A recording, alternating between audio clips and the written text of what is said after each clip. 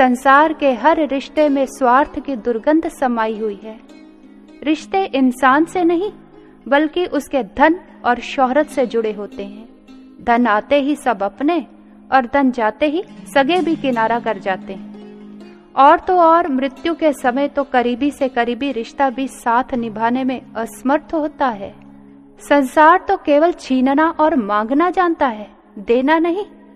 देना तो केवल गुरु ही जानते हैं, जो शिष्य से निस्वार्थ संबंध जोड़कर उस पर अपना सर्वस्व लुटा देते हैं।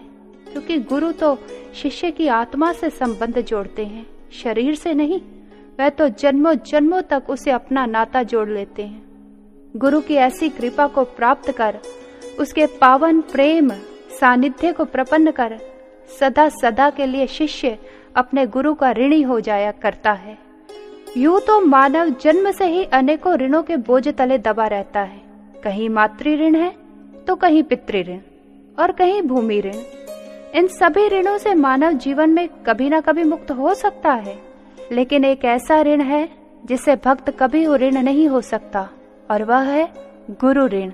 वह गुरु जिसने उसके अंधकार मन में ज्ञान की ज्योति को प्रज्वलित कर दिया, जिसने शुष्क हृदय में भक्ति की रसधार बहाकर उसे सरस कर दिया, जिसने जीवन की करूपता को सौंदर्य में परिवर्तित कर दिया, जिसने लक्ष्यहीन जीवन को लक्ष्य से अवगत करवा दिया, जिसने अपात्र होते हुए भी दैवी संपदा से संपन्न कर दिया। उस ऋण को तो तीनों लोकों की संपदा देकर भी चुकाया नहीं जा सकता है। इसलिए शिष्य के लिए गुरु ही सर्वस्व हो जाया करता है। ऐसे गुरु पर शिष्य अपना सर्वस्व लुटा देना चाहता है। उसकी हर आज्ञा व उपदेश पर वह 100 बार जीना व मरना चाहता है। शिष्य के जीवन में कुछ झलकता है तो गुरु की आज्ञा, गुरु की सेवा। शिष्य के विचारों में यदि कुछ समाया है तो गुरु के आदर्श, गुरु के विचार।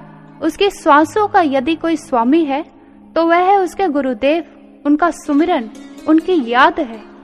एक शिष्य की धड़कन में, रुदन में, भक्ति में, व्याकुलता में, पूजा में, प्रेम में, विरह में, वियोग में उसके गुरु ही अभिव्यक्त होते हैं।